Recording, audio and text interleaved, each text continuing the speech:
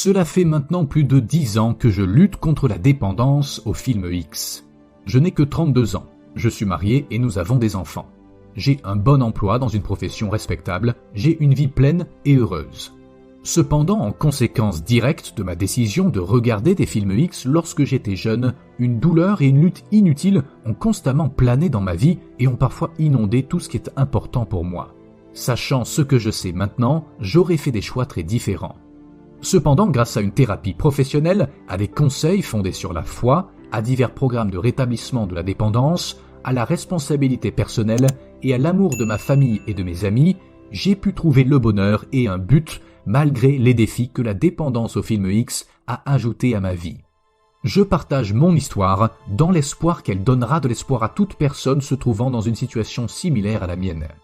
Au fur et à mesure de mon cheminement vers la guérison, j'ai mis au point un système qui fonctionne pour moi et je crois qu'il pourrait être utile à d'autres. J'en parle à la fin de cette vidéo.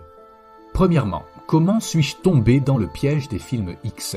J'ai été élevé dans un bon foyer avec des parents et des frères et sœurs aimants. Cependant, je suis devenu complètement dépendant aux films X à l'âge de 14 ans environ. Tout a commencé par la curiosité à l'âge de 8 ans. À l'âge de 8 ans, je me souviens avoir découpé des publicités pour des soutiens-gorge féminins dans les annonces du dimanche qui arrivaient par la poste chaque semaine et les avoir cachés sous mon matelas. Lorsque personne n'était dans les parages, je soulevais le matelas et examinais les photos de ces femmes. En tant qu'enfant de 8 ans, je n'avais aucune idée de ce que je faisais, mais je me sentais excité et c'était un sentiment intense que je n'avais jamais ressenti auparavant.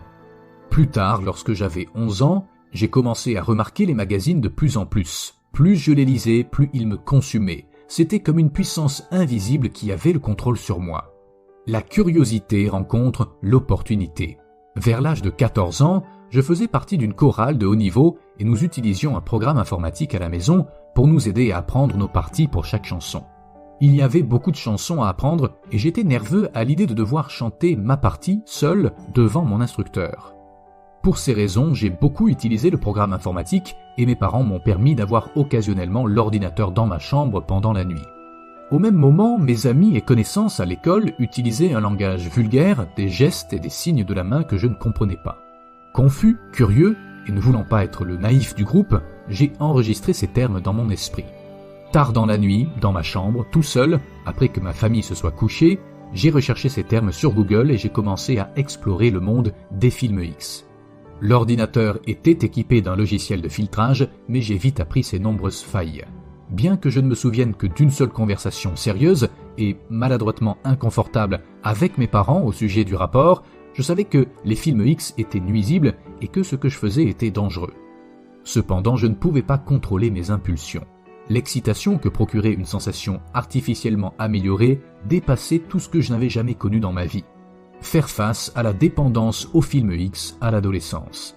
Même si je me justifiais en me disant que mon exploration était normale et naturelle parce que beaucoup de mes amis regardaient du contenu similaire, j'ai immédiatement ressenti un fardeau invisible qui me pesait sans cesse. Ma dépendance a continué à progresser au cours des années suivantes. J'ai commencé à explorer d'autres forums, comme les publicités de fin de soirée qui présentaient des versions censurées de films à vendre. J'ai pris des risques déraisonnables comme regarder ces contenus pendant que d'autres personnes dormaient dans la même pièce. Les plaisirs personnels étaient devenus une routine pour moi, avec ou sans les films X. Sans comprendre le consentement ou l'intimité véritable, j'ai commencé à explorer des relations avec des filles. Malheureusement, j'ai traité chaque rapport comme une victoire à ajouter à ma vitrine de trophées, plutôt que comme l'expression naturelle d'un amour authentique et évolutif. Mon chemin vers la guérison de la dépendance aux films X. Tard un soir, alors que je regardais un film censuré de fin de soirée, ma mère est entrée dans le salon. Elle m'a appelé par mon nom, mais n'a pas dit grand-chose d'autre. Elle m'a demandé d'éteindre la télévision et d'aller me coucher, ce que j'ai fait. Le matin, après avoir également vérifié l'historique de mon site web sur l'ordinateur, mes parents m'ont confronté. Je n'avais pas d'autre choix que de tout leur avouer. Mes parents ont fait preuve d'amour, de compassion et de déception. Je n'oublierai jamais que j'ai serré mon père dans mes bras alors que nous pleurions tous les deux. Trouver ce qui a fonctionné pour moi. Cela a marqué le début d'un voyage fait de nombreux hauts et de bas qui a duré plus d'une décennie. J'ai exploré tous les types de plans et de systèmes qui aident ceux qui luttent contre la dépendance aux films X. J'ai découvert qu'il est beaucoup plus utile de se concentrer sur la création de bonnes habitudes que sur la prévention d'un seul comportement indésirable. La vérité est que je regarde des films X lorsque d'autres aspects de ma vie sont problématiques. Je dois traiter ces conditions profondes en prenant correctement soin de moi avant que le symptôme de la consommation de films X ne disparaisse. En outre, je dois renforcer chaque jour ma force émotionnelle et ma capacité mentale, afin que, lorsque l'envie de regarder des films X refasse surface, je dispose des outils et des ressources nécessaires pour réagir de manière saine. Voici la formule de réussite que j'ai trouvée et qui fonctionne pour moi. J'espère qu'elle fonctionnera pour vous. Astuce numéro 1. Connectez-vous avec une autre personne. Avec toute la technologie et les réseaux que nous avons sous les yeux tous les jours, il est facile d'ignorer ou de ne pas apprécier les personnes qui nous entourent. La connexion humaine est puissante et enrichit notre vie. Exemple, faites savoir à un être cher à quel point vous l'appréciez. Ayez une conversation agréable avec un collègue de travail ou un camarade de classe. Souriez à quelqu'un à l'épicerie. Participez à la vie de votre communauté d'une manière significative. Astuce numéro 2. Mettez-vous dans le bon état d'esprit. La motivation va et vient. Prenez un peu de temps chaque jour pour laisser les distractions et les exigences de la vie s'estomper. Prenez le temps de réfléchir à ce que vous voulez vraiment dans votre vie.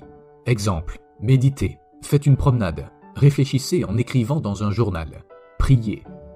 Astuce numéro 3. La responsabilité. Enregistrez vos succès ou vos progrès.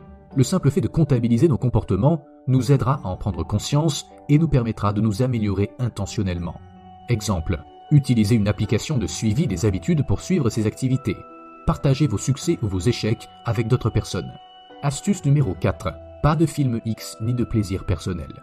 Bien qu'il puisse être improductif de se focaliser sur ce seul élément, il est important de le suivre comme un élément parmi d'autres. Nous devons avoir une réflexion honnête sur ce qui fonctionne et ce qui ne fonctionne pas. Astuce numéro 5. Développez-vous. Participez à une activité qui vous aide à devenir une meilleure personne.